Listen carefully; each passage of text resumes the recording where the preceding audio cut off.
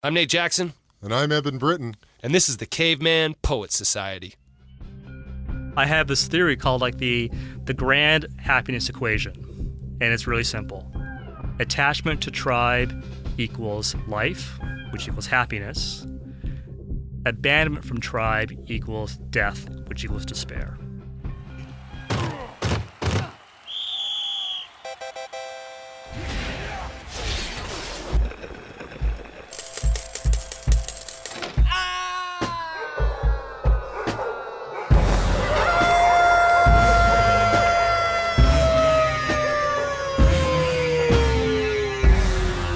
Call of the Wolf on a beautiful Monday. Welcome to the Caveman Poet Society. Episode 41? Sure. 41, I believe. Wow. Number 2 of Caveman Poet Society, number 41 in total. We've changed the name, as you know, but we haven't changed the spirit. My name is Nate Jackson. I'm here with Eben Britton. Hi. Ooh. How you doing, man? I'm good, man. How are you? Very good, very good. Excellent. With us also is Gerard Bauer. How are you, Gerard? Good. I'm on this tiny mic over here, but you guys can hear me. Very well. Loud and clear. Gandalf the Grey in his spot, laying on the rug, chewing on his spit. What's up, Gandhi? It's nice to be back in action, man, after a few weeks off. It's been a while. Summer's hard, man. You Yeah. know, summer's hard. You get vacations. You get things of that nature. Yeah, downtime. But we're back. We're ready to rock. We've got a great guest today. And this guy is known as the Happiness Professor. And in today's episode, we are going to dive into the science of a happy brain with Dr. J. Kumar. Dr. J, it's great to have you here, man. Hey, it's really great to be here with you guys. Thanks so much for the invitation. Yeah. Yeah, definitely. Your expertise, the work that you've been doing, this book that you are currently working on, is very near and dear to the Caveman Poet Society ethos of, how do we find happiness and well-being in this modern, technological, fast-paced era that we find ourselves in. And much of that, we have discovered, you can find that happiness, that sense of belonging in having a community, which is really why we wanted to cap off the name of this podcast was Society, because it's about having a community. It's about being a part of a tribe. And so I think that, to kick this thing off, why don't we start with a little overview of what you've found in your work? What is the science of a happy brain? How do we get there? And, what does that mean? And even, I'm sorry to jump on you, what is happiness? I love it. We hear it all the time. I just want to be happy. Yeah. I want to be happy. And if I'm not happy, then I'm not happy. Yeah. But what is happiness? So these are all great questions, which I'm really happy to explore with all you guys and your listeners today. What I'm finding in my research that I do, just kind of give you a little overview of how I got here, I had a really hard time myself finding what happiness is. I had a really rough journey, if you will. And I really came to the realization that happiness is something that all of us are seeking, but the quest for happiness just ain't easy. And for me and for you and for everyone else, happiness can mean many different things. But here's something I wanted maybe you guys to think about. Many of us are seeking this ideal word or construct called happiness, but defining it generally is really not that easy. And here's a good way to look at this. Most of us know when we're not in a happy place, right? So if you're depressed or you're angry or you're feeling just kind of off or whatever it is, many of us define happiness as the negation of Those bad, things. those things like despair or being in a bad mood. But defining happiness in a positive sense is not that easy as you think. So for me, happiness, when I'm asked this question, the one word that keeps coming up to my mind is resilience. And finding that inner place of resilience, no matter how awful or how, just tough the external world is, you can always rely upon this inner sense of resilience. But having said that, I'm going to share with you today some findings that are coming out from brain science, specifically as kind of what Eben and you guys were talking about, which is so ideal and aligned to the title of your podcast, the Caveman Poet Society podcast.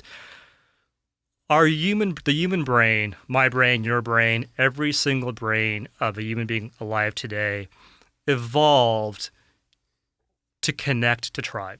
And I'll say why that is. I'll use this as an example. Imagine it's the time of the cavemen, Stone Age time. It's 10,000 years ago. You're wandering around the ancient savannas of Earth, and you're all by yourself. And you're cold, you're hungry, you're tired. You've got very little clothes on. It's getting dark. You haven't slept in 2 days, and the sounds of hungry predators are getting louder. How would you feel? Pretty stressed out, right? Yeah. Pretty stressed out. Pretty stressed Scared. out. Scared. Yeah. Naked and Afraid. Naked and Afraid was like not just a TV show, it was a fact of life 10,000 years ago. Right. So imagine if you had one other able-bodied person with you. Do you think your chances for survival would increase? Yeah, Definitely. for sure. Imagine if you had 5, 10, 20, 50 other able-bodied people with you to help you survive. Humans are not the fastest of animals. We can't fly. We can't swim underwater. We can't breathe underwater. We're not the strongest of animals. But there's one thing our ancient human ancestors excelled at more so than any other mammal or creature on Earth, and that was our ability to socialize. So this is actually part of the book, The Science of a Happy Brain. It's actually chapter 3. To socialize is to survive. To tribe is to thrive. And so I'll say, to socialize is to survive, to tribe is to thrive.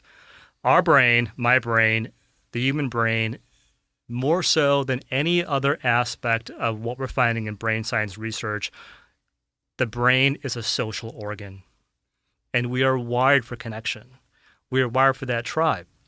And so I have this theory called like the grand happiness equation. And it's really simple. Attachment to tribe equals life, which equals happiness. Abandonment from tribe equals death, which equals despair. And so this fundamental, as we go into the podcast, I'll actually share with you some research coming out that justifies what I just said. Our human brain evolved and developed specifically to be part of a community. Right. And in the absence of that, I'm going to answer your question very long. It's good. Sabotages? Yeah, What is do your thing. happiness? Run What with it. sabotages it? What we're finding in the brain science research is that more so than having, once your basic survival needs are met, once you've got your basic survival needs of, let's say, money or food and shelter, what really matters fundamentally is not how much you have, but who you have with you. And that really is key. And so what we're finding, or what I'm finding in my research, there are 3, I would say, hijacks for happiness that are in our society today. One of which is the internet. The internet, with the part of that, because the internet, what it does, it creates a false sense tribes, of tribe. right? False tribes. Yeah. Right. So, I've got a few thousand followers on, Facebook and Twitter and whatever. But do I know these people? No. The people that I still will go to, like your tribe, are the people you will call when you're in times of despair or share great news as well. And, it's almost like you think about happiness and health. You guys probably know this from your line of work, being athletes. You're not going to be in good health if you keep eating junk food every day. Right. Cheetos and Ding Dongs or, like whatever, Diet Coke is not going to put you in good health. You need good, solid nutrition and diet. So I call social media is like the version of snacking. And so that's good to kind of have those snacks every once in a while. Like, I love having, like little snacks here and there throughout my day. But it doesn't compare to having the real thing, like the real meal once a day. So I think, social media is good in some ways because it does feed that that thirst we all have, that craving we all have for connection. But it's no substitute for the real thing, which is in-person connection. Right. And is the in-person stuff have to do with pheromones? Does it have to do with the physical reality of being in the same space, exchanging, looks in the eye, touching, that kind of a thing? Is that part of it? Absolutely. So I'm going to share with you. I don't know. I like to get a little deeper into the brain science. Absolutely. And if you guys, your listeners, don't mind, this is so fascinating. We got a bunch of caveman poets out there. They're ready to hear it, man. So I call about it's. So I actually talk about this in the book. I talk about an aspect of our brain, kind of an evolutionary layer of our brain called the Stone Age tri-brain. So very apropos to what you guys are doing here. Yeah. So I call it the Stone Age tri-brain. The Stone Age tri-brain, I kind of used that example earlier a few minutes ago. Imagine yourself all by yourself. You're cold, you're hungry, you're tired, you're scared, you're naked and afraid, basically. Your Stone Age tri-brain, which is that ancient functional part of our brain, was driven by three fundamental needs.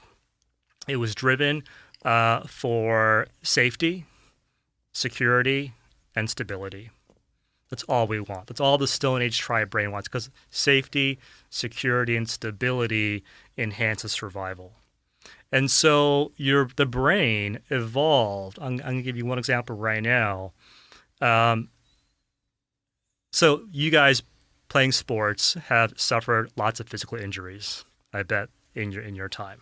Okay, quite a few, and they're pretty painful, right? Yeah. You guys have your fair share of physical harm or physical injury from competition throughout your time. But talk about social pain. The social pain you have, let's say, when you lose a loved one, or when someone you really care about does something very hurtful to you.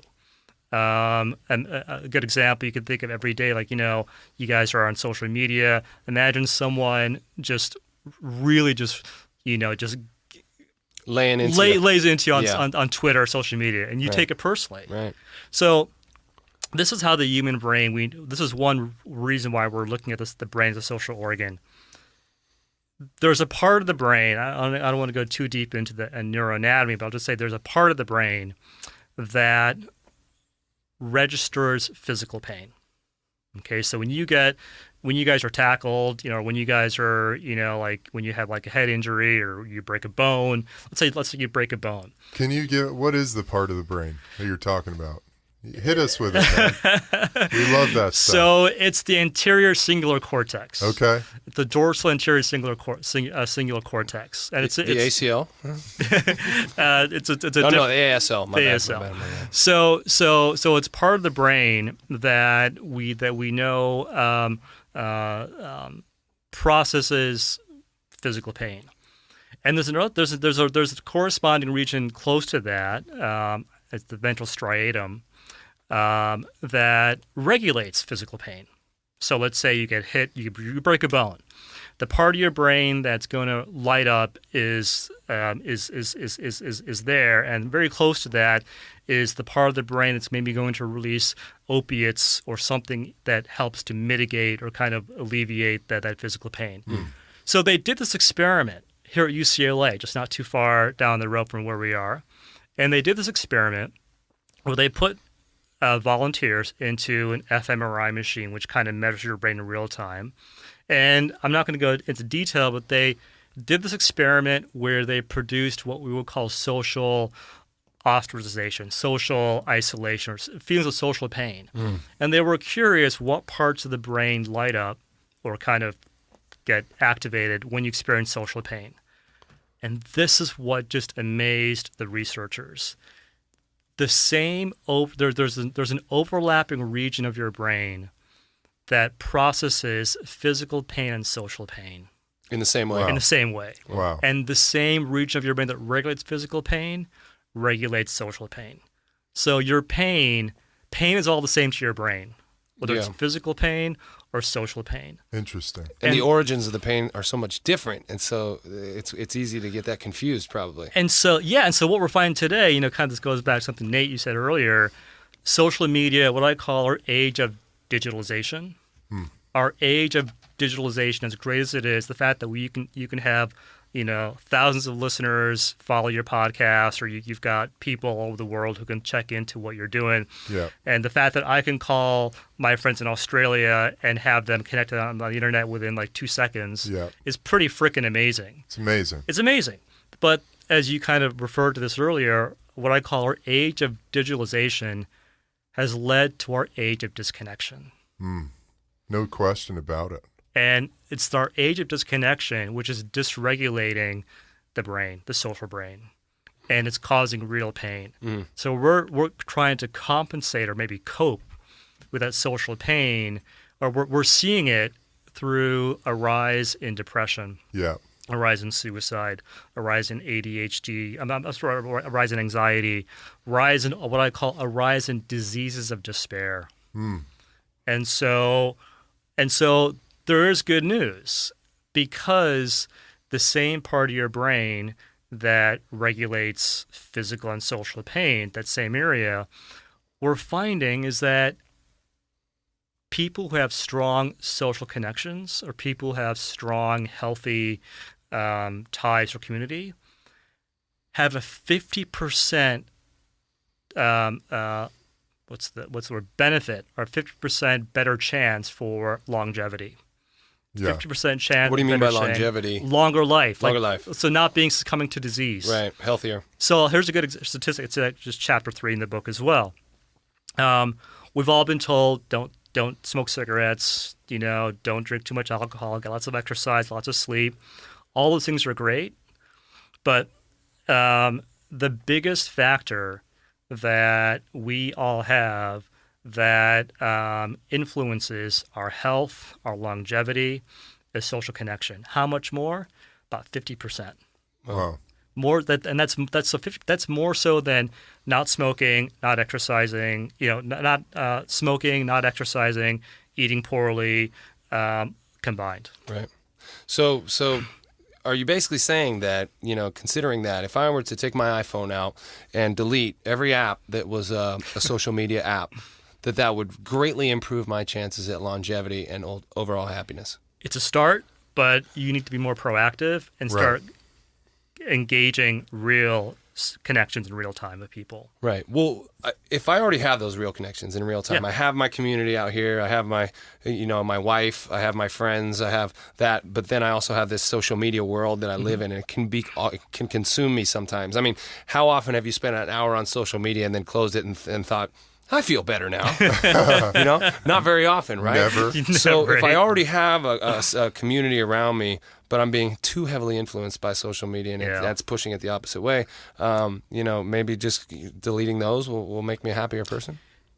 If I got the other stuff, So if you have, so it's almost like saying, give up your junk food, give up like all your unhealthy eating habits, but unless you replace that with the real nutritional good regimen, you're not going to be healthy. Right. So it's the same, it's the same analogy. You've got to have in place those social connections. And here's one example I'm going to give as well. They did a study where they took mice and who were injured. And what they did was they thought to see what will be the rate of recovery. They looked at the immune system function. So they looked at the immune system function of these mice who were injured, and they looked to see, would there be a difference in immune system response recovery if the mice were either left alone or were with other mice. And of course, what they found was when the mice were left alone by themselves, they did not recover. Their immune system function was actually compromised and didn't work as well as when the mice were placed with other mice. So is that a happiness thing, or is that one of the things I've been studying as it relates to athletes dealing with life after sports is the beehive mentality. Whereas in a hive, you are offered a lot of protections from the hive, disease resistance, and in sports, testosterone production, And where they take the bee out of the hive, he shrivels up, he dries up, he dies because he doesn't have that nourishment from that frothing hive. Whether or not that's happiness, I mean, maybe you can clarify. Do animals in the wild have a capacity to be happy? Or is it just for them, is it just the nourishment flourishing in the hive? Well, I will say this. The origins of happiness go back to that Stone Age tribe brain, or we call that old mammalian brain, that requires and necessitates being attached to a tribe. And literally, your brain goes into a tailspin the moment when you feel disconnected, you feel abandoned from your community and tribe. Right. And that can cause a physiological response. And that causes, so this actually is a nice segue. I talk about there are 4 expressions of happiness. And there's what I call biological happiness, psychological happiness, social happiness, and spiritual happiness. This is all in the book, The Science of a Happy Brain, coming out shortly. Learning how to cultivate and develop these 4 expressions of happiness in your daily life are really important. So I want to give your listeners maybe a snapshot of how that looks like. Please do. So there's biological, psychological, social, and spiritual happiness. It's actually called the bio-psycho-social-spiritual model of happiness that I've created and looked at. So each of these forms of happiness have their corresponding, what I would say, outcome, or maybe their strategy to start implementing in your life. And they all begin with the letter C, each one of these strategies. So biological happiness, I'll say what they are first, and then I'll explain what they mean soon after. Biological happiness is learning to cultivate comfort. So comfort will be biological happiness. Contribution is psychological happiness. Connection is social happiness. And compassion is spiritual happiness.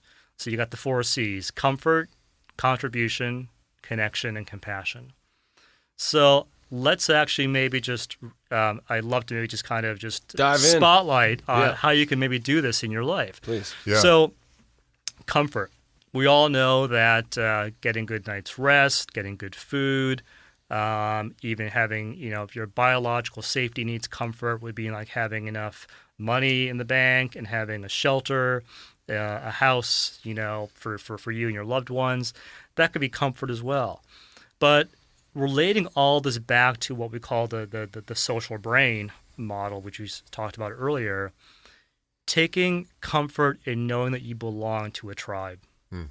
And so bringing it back to Nate, what you kind of said earlier, being in athletics or being part of a professional sports team, you find that a lot of former athletes no longer have that sense of comfort that they had when they were part of the Broncos, the Bears, or whatever team you guys, whatever a player was on.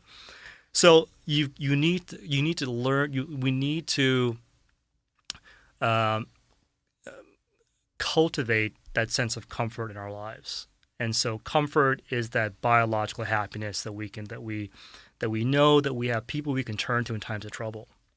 And it's so hard to find that in this modern world as a professional, chasing your dream. You end up getting a new job for some tech company across the country, and you go there by yourself. And as long as you do your job well, they pay you well. You get an apartment where you can go buy whatever you want, but there's no sense of community. Right. And for athletes, you come from this team, they pull you out of it.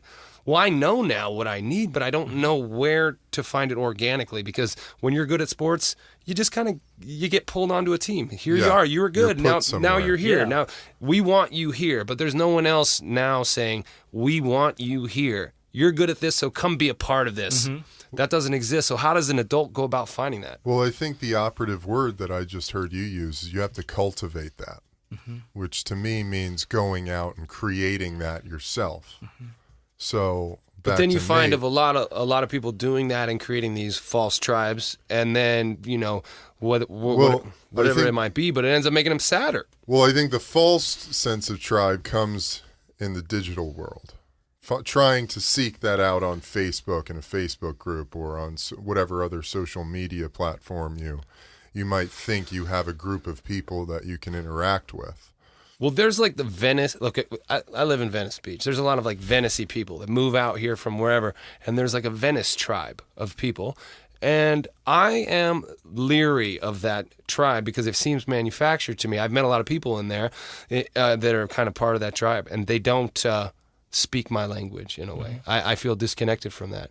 And if you party a lot, there's tribes out there, bar flies or people who go to all these music festivals and party really hard and have a great time when they're there, but then they leave that and it's back to the kind of despair and isolation. Yeah. Well, don't you think a lot of that is encased in this technological on your phone, snapping an Instagram shot of you at some trendy Venice fucking coffee shop saying, hey, I'm part of the Venice tribe, you know, and having that false blanket over the quote unquote Venice tribe. Yeah, I guess you got to believe and you got to buy in and you got to not, come in with pretenses, which I have. I guess I'm sort of a cynical person. And the manner in which I used to connect with tribe, sports, friends, family, school doesn't exist anymore. My tribe that I still have were part of my old tribes. They're still part of this. I don't find a new tribe that I feel connected It's actually to. more, the research shows it's actually harder for guys our age. Once you reach a certain age, like back in my 20s when I was college, I was in a fraternity, very much part of that tribe mentality. And even throughout my 20s, I was very well part of a group of friends that I would regularly get together with. But the older you get married, you get kids, you have the responsibilities, there's work. Right. It's actually, we're finding is that adult males today have used to back in the 70s, they said, the average guy in their 40s or 40s would have maybe 2 or 3 close friends. Now it's almost down to 0 to 1. Oh, God. It's terrible. It's terrible. So and then once you're 60s and 70s, these men, they don't want to hang out with anybody. They don't want- There's like, I'm sitting in my chair. Grumpy old I'm man watching my syndrome, shows. right? Yeah, I got my iPad. I know, I'm I'm good. But can you achieve happiness in that state? So what I'm saying is, this is the great thing about this model. Even if, say, that comfort, that biological happiness is not maybe so strong, there are other areas maybe where you can find it. So the next is what calls psychological happiness, which is contribution. Finding that sense of purpose in your life, doing something which is not just for a paycheck, but for a cause. Something which is beyond just making. I always say, if all you're getting from work is a paycheck, you're being grossly underpaid. Do something, and you guys, are doing something now. You've left the professional realm of professional sports, but you're doing something. So it's your contributions, like how can I help other people? Yeah. Or maybe my fellow future former athletes, make that transition more easy. Yeah. So, my contribution, of course, being a professor and also being a researcher, but really being what I call a happiness advocate and just telling people this is what happiness can be. So I will do it regardless of what I get in terms of income from it because it's my passion. Yeah. Now, what happens if you're doing, for whatever reason, budgetary reasons, your school can no longer pay you a living wage to do things you love to do, and so it starts to affect the comfort aspect of it. That's true. But the how does which one is more valuable, and can you kind of Well, that's what we're saying. I think I'll just repeat what I said earlier. You have to assure that everything I'm talking about is like making sure that your base survival needs are met. Right. So if you're not making a living good wage, or you're struggling financially, or your health is not as good, that's an issue. But I'm talking about. I guess I should clarify what I'm talking about. I'm talking about the vast majority of people in our society who do have their basic survival needs met. And that's not the case for everyone. I want to be very clear about that. I am very sympathetic about there are numbers of people all around here. Yeah, yeah. I mean, just walk around, where we are over here on the west side. You'll see a lot of people who are not secure. That safety, security, stability is not there. Some of them, however, might be happy. That's it. Which is interesting. Which is interesting because this goes into the whole social concept of happiness, which I don't want to get into, but society also defines what happiness is. And so our society for the longest time has said, get a good job, get a good career, have kids, get married, blah, blah, blah, blah, blah, and you'll be happy. Mm-hmm. But there are people who don't fall in that system, who are still happy. And it's interesting because I actually... well, wouldn't that go more to our society's example or the product that our society is pitching us on, which is happiness, is not true? That is very, I think, so I was going to go into some of the sabotage of happiness. One is buying into the social construct of what happiness is. The white picket fence. The white picket fence, or buy my product, you'll be happy. Yeah. Right. Get the latest iPhone, and you'll be happy. Right. You get everybody who hits the checklist and then says, okay, well, the quotient is supposed to be me happy, and I'm not. I'm not. So it's almost like what we're saying is that, in our society, money is a very big focus. Yeah. But I say this, it's not going to be in this book, but it's going to be in a further book down the road. Money is the currency of transactions. Happiness is the currency of interactions. Mm. And so we're finding that our greatest source of wealth actually comes from interacting with people, being part of a community. And sometimes interactions can be messy. They can be. They can be dissonant. Mm-hmm. You might not get what you really want, or you might feel a little stifled in conversation, or you might, feel a little weird afterwards, but probably the effort alone is rewarded with some kind of well-being or peace of mind. Mm-hmm. Is that what you're saying? I mean, so it doesn't always have to be like, we agree, this is great, let's, just kind of the effort alone is rewarded with some peace of mind. It is, this really speaks to, I think, what we're seeing or witnessing today in our social, political, cultural climate. There are people who have various viewpoints. Putting it mildly, right? Yeah. I also I have people in my own family who have different political viewpoints than I do. I'll just say that. And so, but we still love each other. Mm-hmm. We still can have a meaningful conversation and love each other. And it's almost like and I'll say this because another sabotage to happiness in our society is that we tend to focus on what makes us different versus what we have more in common. Yeah. And why is that? Is that a evolutionary mechanism? It is. And so it's, we're kind of hopping on different topics, but they all kind of focus around this central theme of what is happiness. So what, Eben, you kind of just spoke to is that Stone Age tribe brain I mentioned earlier, our need for tribe, it's a really good thing because it enhances survival. But there's also a negative consequence to that, is that what happens to people we don't consider to be part of our tribe. Right. So let's say you vote differently, you love differently, you pray differently, you live in a different place, whatever the case might be, or you look differently. There is that part of our brain, the Stone Age tribe brain. As much as we want to be part of a tribe, we tend to be suspicious. Right. Or we tend to come from a place of guardedness. Right. When we encounter someone who we instinctively don't consider to be part of our tribe. Mm. And so the proliferation of digital media requires people to acknowledge those people from different tribes, and they're constantly being told you have to accept these new people. You have to accept them, and they're like, no, and then the lines get drawn in the sand, and then you're a bigot, I'm a bigot, whoever, instead of it just all gets dragged out into the light, and kind of jumping to maybe because since you brought it up, I talked about biological happiness as being comfort and psychological happiness being contribution. We've talked actually in quite a many ways about social happiness being connection. But this actually is a point, Nate, you kind of bring up, that spiritual happiness, which is compassion. Yeah. Learning to have compassion for people, like in this situation, let's say you take any hot-button political topic going on in our country today, and I think what's lacking so deeply in that conversation is, in some ways, having compassion for how the other person, the perspective of where the other person's coming from. Absolutely. And I think we're so, I call there's a difference between having the need for tribe and tribalism.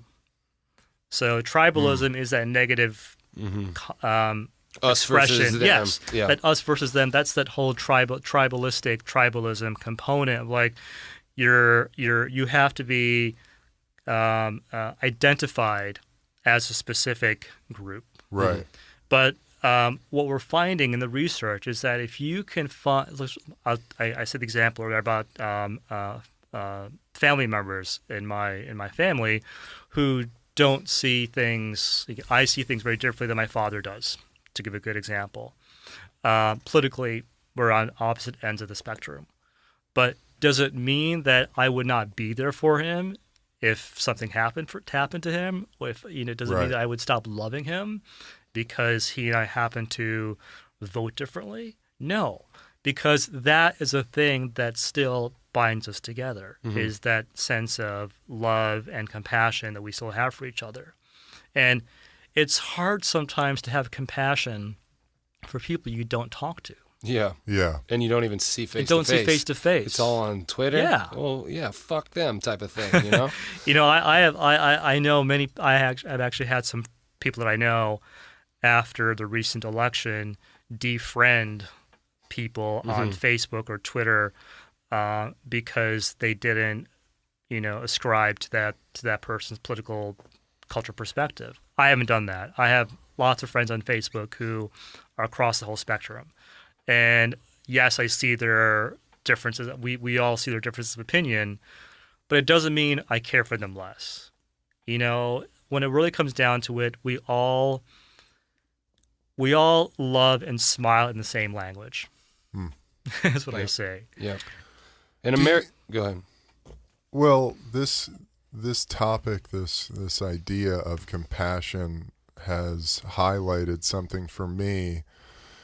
Do you feel like compassion might be almost the next step in our evolution as something that we need to embrace, and letting go of our competitive nature, our tribalistic nature, because of this era, this time we're living in of hyper connection through digital media?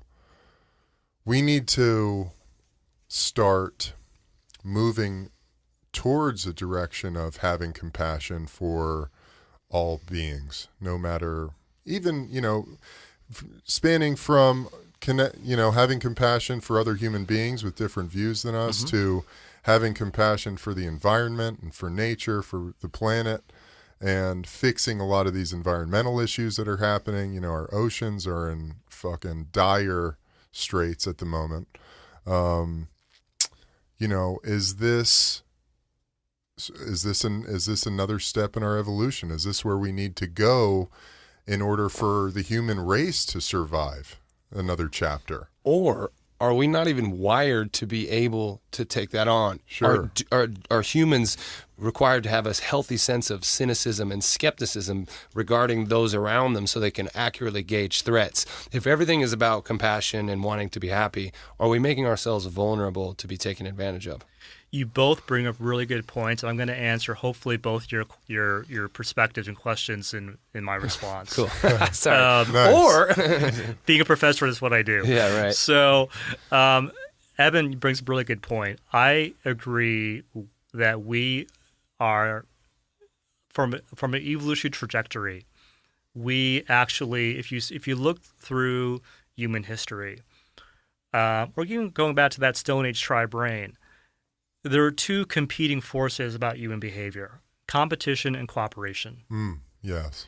And what we're finding, and what's interesting, when Charles Darwin was formulating his theory of evolution and survival, natural adaptation and whatnot, natural selection,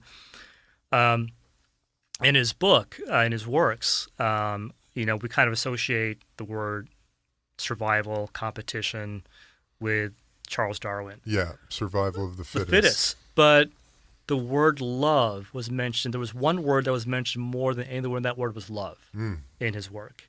And even Charles Darwin knew that if we didn't have love, empathy, cooperation, compassion, species never would have survived. And so I'm not going to deny that there is that aspect of suspicion, competition, strife, and struggle that is embedded into our human brain, but it is outweighed by our sense of love, empathy, and compassion. I'm going to share with you a good example. This actually is the last chapter in the book. I use real life stories from everyday things from people I've interviewed, whether they're gang members or whether there are homeless people that I've interviewed about what is happiness. But the story I used, which all of you can probably relate to, was on 9/11. So on 9/11, we all know a very horrific tragedy took place, but there was this amazing event that happened in the aftermath of 9/11, which is part of the story. It was called Operation Boat Lift. If you don't know that story, what it was is that without any sense of planning or any sense of coordination, hundreds, if not thousands, of available boats and ships, even like little tugboats, all came without any coordination to the south end of Manhattan and rescued, in the course of 9 hours, 500,000 people. Wow. So can you imagine the captains of those boats? These were like just tugboats. They were private yachts. They were, the ferries. So, but imagine if you were a captain of one of these ships or little tugboats, and you just knew instinctively, we know that we have to help each other when we're in peril. That's wired into our neurobiology, that cooperation and compassion piece. Do you think the captains of those boats asked people that are coming on, "Hey, who'd you vote for in the last election? Right. Who are you married to? Right. Where do you work? Yeah. What's your job? Yeah. What's your religion?" No one asked any of those questions because they were functioning out of that place of compassion. Right. So it's almost like what I say is, this maybe relates to what you're saying. We find that in times of peril and crises, our sense of compassion and empathy comes forward. Yeah. And in one, Right. And so we're wired for it. Right. this book we reviewed, sorry to jump on you, but it piggybacks on what you were saying. Sebastian Junger wrote Tribe. Yeah. Yes. And one of the points he makes in there is he interviews people who were involved in living in towns when World War II was going on, and they said, yeah, it was crappy to have bombs raining down on you, but it was kind of the happiest we've ever been because Right. we were like A all community, you were together. tribe. Yeah, the community was together. We weren't bitching about anything. We were trying to help each other. Yeah. And so does that mean we need a catastrophe to come together? Well, I'm hoping it doesn't take that, but what I will say is that if we move into a crisis of some sort in our society, I would bet that we are we call it our better angels would come forward. Yeah. The nature of our better angels of empathy and compassion would come forward. Well, the hurricane, or it was a hurricane, a big storm in Houston last Yeah. year. You see photos on the news of Houston's a very diverse community, probably one of the most diverse communities in the country. Everybody coming together and helping each other out to get out of their houses. Yep. Black, white, Asian. It didn't matter. This doesn't matter. It didn't matter. It doesn't matter. Yeah, but So- it's this divisive political world we live in that makes us feel like we're alone. And It is, yeah. and so there's so many different angles to kind of look at the same. So one thing I look at in the book, The Science of a Happy Brain, is what are the factors that have led up to where we are today, that have led into the spike in what I call the diseases of despair. One of which, so there's not only just addiction, and we're talking not just about poverty, but we're talking also about the rise in depression, anxiety, and suicide rates. Yeah. All these things are umbrellaed under the disease of despair. But one thing I also talk about in the book is this sense of isolation Yeah. that we have. And so the former the former U.S. Surgeon General, his name was Vivek Murthy, when he was asked as he was leaving the past administration, he was interviewed and said, "What is the biggest health crisis of our society today?" So this is the U.S. Surgeon General. So he's got his fingers on the pulse of what's going on. And he said the biggest health crisis of our generation is the illness of isolation. More so than cancer or whatever, disease you want to talk, obesity or smoking, depression. He said the biggest health crisis of our generation is social isolation, because we're finding that is not just, it doesn't just precipitate individual illness, it's stoking social illness as well. It's stoking that divisiveness. It's promoting and fueling that sense of tribalistic mentality of us versus them. And so the more we get out there, the more we can be brave enough to kind of go out into the world and get off our devices and actually talk to people in real time. It's got to be getting off the devices. It is. Like, even it's pulling us away from the good parts of our own tribes. Yeah. Because I go and you go to restaurants, you see a family there, and all of them are looking at their phones at dinner. Yeah, I was at the airport the other day. I was in Ohio, in Canton, a very, very small airport. Salt of the earth, America. But everyone around there is also just sitting there like this, And so it's not just in these thought-leading cities, the elite coastal areas. It's infecting the entire country. It's an addiction. Yeah. It's almost like this. Anything which can travel with you can be a weapon for addiction. Yeah. So whether that's a substance, whether that is a tablet or not an iPhone. Yeah. France, for example, just outlawed devices in schools. Smart. Love that. Yeah. It's great. It is, because they knew there was no benefit for the students. In fact, when I teach my university courses, there are 3-hour courses. I have my students turn off their phones. That's one prerequisite. They turn off their phones. That's great, I think because it's a great rule. Yeah, phones. Every errant thought you have, you can answer it with your phone. Yeah, and then it just kills your dream right there. You stop kind of connecting it in your own mind. What I hate is when you're having a discussion or a debate with someone, and then they say, "Well, let me Google it. Let me find out." If you have to Google it, you lose the argument. That's what I think. It shouldn't be allowed, and we should try to work things out with our own minds instead of, dialing it up on Google. Yeah, and in fact, are you guys are both parents? I assume you're a parent. I'm not. Okay, but I know you are, Evan. Yes. So it's like, if you're this is going to the parents out there, set the example for your kids. Yeah. Seriously, set the example. If your kids see you on your phone at the dinner table, that's reinforcing a negative habit. Yeah. So if you're a parent, this is actually in the book as well. It's under the connection, social habits, which is connection. Each chapter of the book talks about strategies to start cultivating comfort, contribution, connection, and compassion. But for the connection piece, if you're a parent, one thing you can do is you set aside 1 or 2 hours every evening where there is no devices, no TV, no devices, nothing. And it's going to be maybe start 15 minutes at first, build up. But it's really important for parents to set the example for their kids. No question about it. I feel like it's really up to us to establish some accountability, some responsibility with technology moving forward.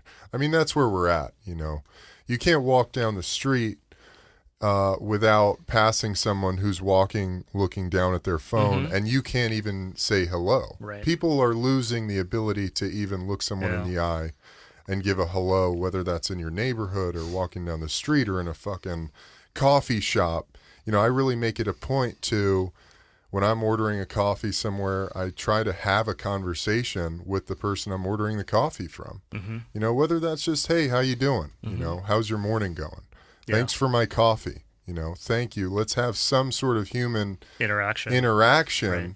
And they're like, "Nope." Yeah, most of the time. I mean, I'm fortunate. I've developed a pretty fun relationship with my neighborhood little cafe right around the corner from where I live, and go in there. Everybody says hello. We have a nice interchange, which I think is very rare. Yeah. And, how it feels like a Herculean effort at this point to get people to consider the fact that we have everything we need without the fucking phone. Yeah. Let me leave my phone at home for 2 hours. That sounds crazy to most people. It feels Like, really good when you do it. You though. just said, in my book, I'm talking about getting parents to have 1 or 2 hours where there is no devices around. And then you go, maybe that's too much. Let's start with 15 minutes. Because start someplace. Because even 15 minutes can seem like an eternity without looking at your phone. Yeah. And I don't know. I think that, man, we're in such a dire time of needing this. Yeah, internet addiction is really, we're finding in the brain science research, it's a legitimate and powerful and real. It affects your brain just as much as crack cocaine does. Wow.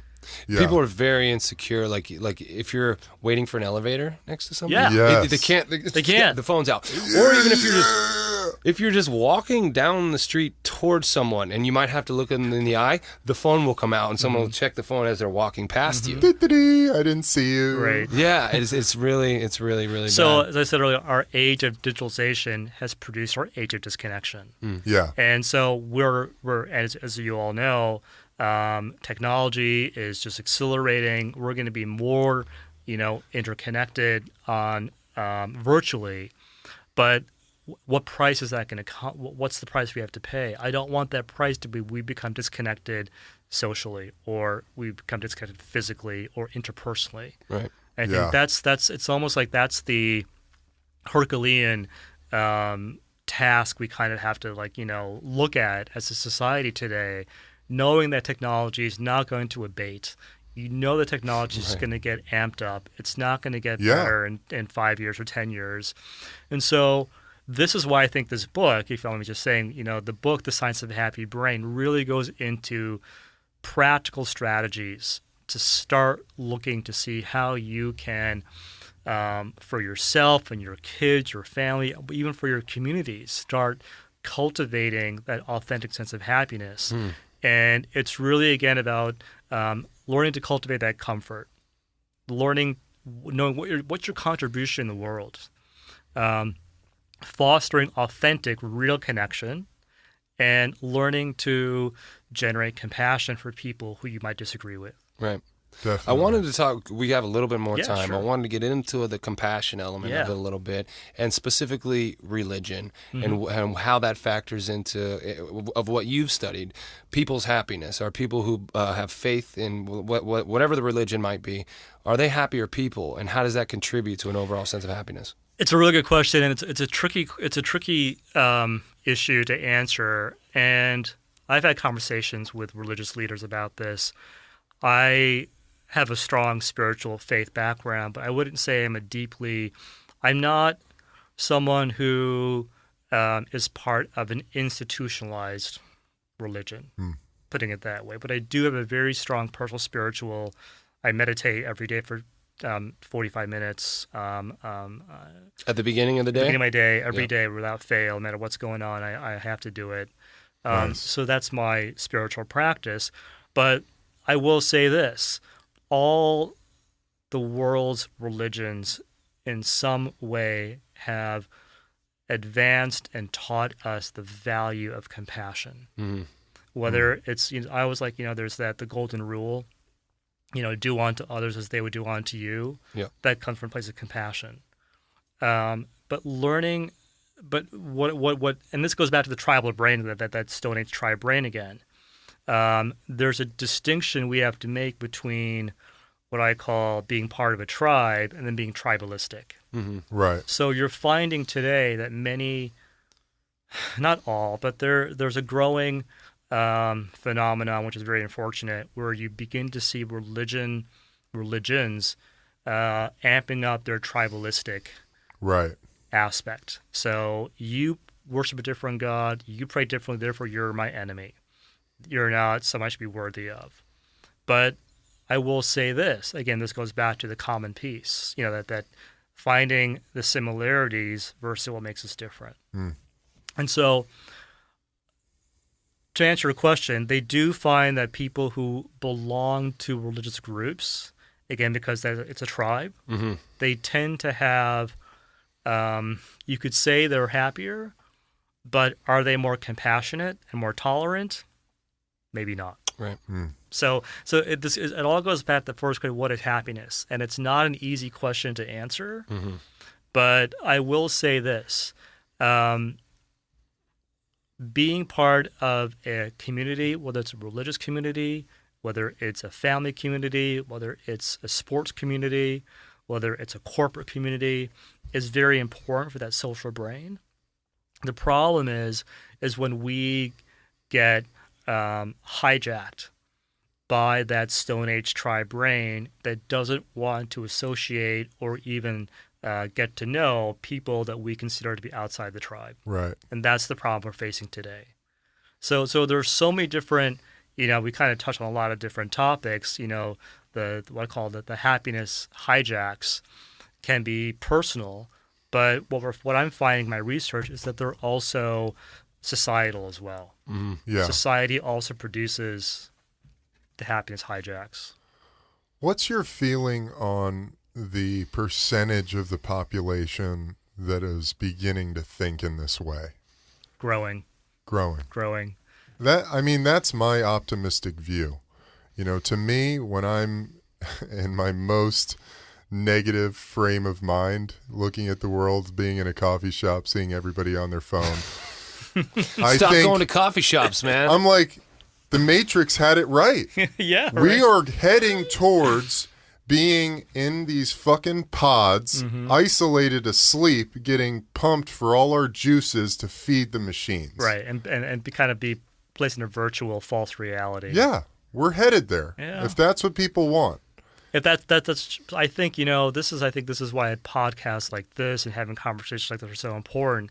And one big takeaway I want your listeners to really know is I think humanity right now is at a crossroads. Yeah. We really are. There are two very distinct directions I think we can go to. And this is not just more about humanity, it's also about the environment. Yeah. It's about the earth. It's about learning to respect nature. There are all these different factors that go into this.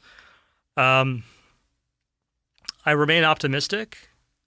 I personally feel that we're going to make it through. But I will say this, which kind of maybe goes back to what you're maybe talking about earlier. I think it's going to get more challenging before it gets better. I do think that. I do think it's going to get a little more. I think we're going to reach a crisis point. And I think I'm hoping at that crisis point, we all wake up. Well, if humanity's the history of humanity is any indication, that crisis will galvanize us. It does. It always does. And hopefully good will win out. The word compass is short for compassion. Love is the way. Love is the way. I love that. That is nice. Huh? Thanks. It's beautiful, man. Thanks. Yeah. Well, can you tell us a little bit more about, you've told us all about your book, but you are in the process of getting it published. Where can our readers or our listeners find that book, or at least find some things that you've been writing about? Absolutely. So if you go to my website, I'm the co-founder of an institute called the Applied Brain Science Research Institute. Its acronym is ABSRI. So if you go to the website, absri.com, you can actually sign up. All your listeners can sign up for the Happiness Strategy Guide. I love it. And it's a free download, and it kind of goes into something we're talking about here. But if you get on the website and download the free gift, that will put you on the mailing list, and that will also the website you can read a lot of great articles and blog posts that I've written about the science of a happy brain.